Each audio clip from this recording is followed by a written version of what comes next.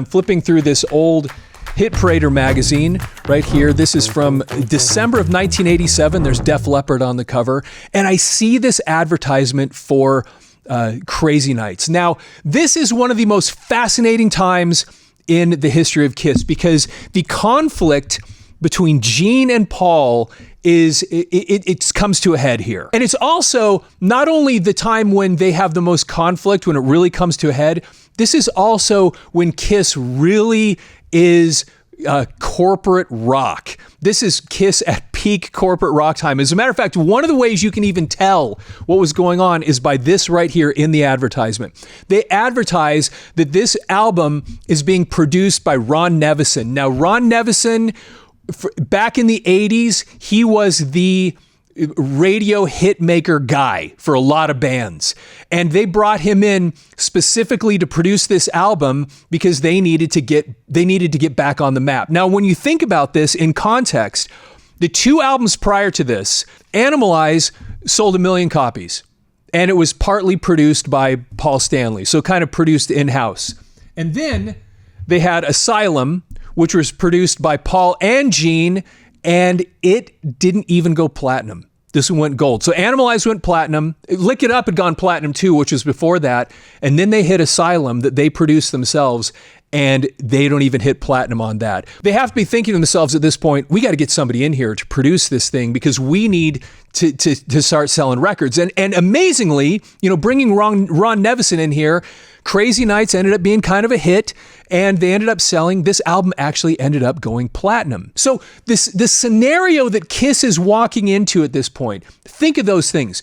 You've got Def Leppard Hysteria, you've got Whitesnake's 1987 album, and this is all just this very, very polished, these hard rock bands that have put on this sheen of polish on top of them.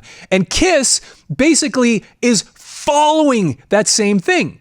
So again, this is peak KISS as followers. Now, I want you to check out a couple of things here. This is an advertisement. They paid for this on the inside cover. This is prime real estate in a publication like this. And they take a 2-page spread out. Now, I don't know if it was the record company that did it. I don't know if somehow KISS was involved with paying for this. But somehow, again, they were trying to push this record, and they needed to. They were in this they were watching their sales drop, and there's this moment of, we're a little bit desperate. We need to pay for something. We need to get some advertising out there. So they take out this 2-page spread. Now, I want to show you something. So they're pushing the new album, the new KISS album right here. But look what else they're pushing over here on the side. The KISS catalog is now available on CD, and down here below, they have all the KISS albums. Well, they don't have the solo albums on here, but they have everything else. Now check this out. There's the first, KISS, the first one, Hotter Than Hell, Dress to Kill, Alive. You go all the way through here, Alive 2, Double Platinum is listed on here. All the albums, and keep going here. Oh, we have Creatures of the Night, not the makeup one, but the one with Bruce Kulick on it, with the non-makeup. And then what's the album that comes after Creatures of the Night? Oh, it's Lick It Up, Animalize. What? And then after that, Animalize, Lick It Up? Okay. Why is this important? One thing you can be very sure of, because this is very common in any publication, is that you have to have a proof.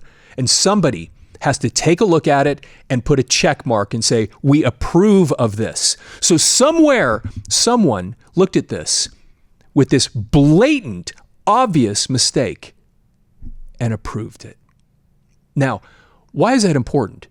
Because it's careless. The editorial staffs of these magazines notoriously weren't great, but this is a magazine, somebody's paying for this spot. They're putting money into this. And it's prime real estate, which means they cared about this seriously. 2 pages of prime real estate. KISS at this point, no one's guarding the hen house, so to speak. We're getting sloppy. They had all this success. Sales are going down. They're feeling this desperation. Gene is off doing his own thing. Paul's trying to keep the band going, but they're all kind of not as hungry and as serious as they used to be. And I want to show you something. Look just a couple of pages later at the advertisement that's right here. Same year, 1987. Who comes out? Guns N' Roses. Now, we have hindsight where we could see what's about to happen here is the changing of the guard. I mean, in an almost like major way, because we have corporate rock and we have danger. It's almost comical that they were so kind of clueless. And then here's these guys, danger, visual, you can see it.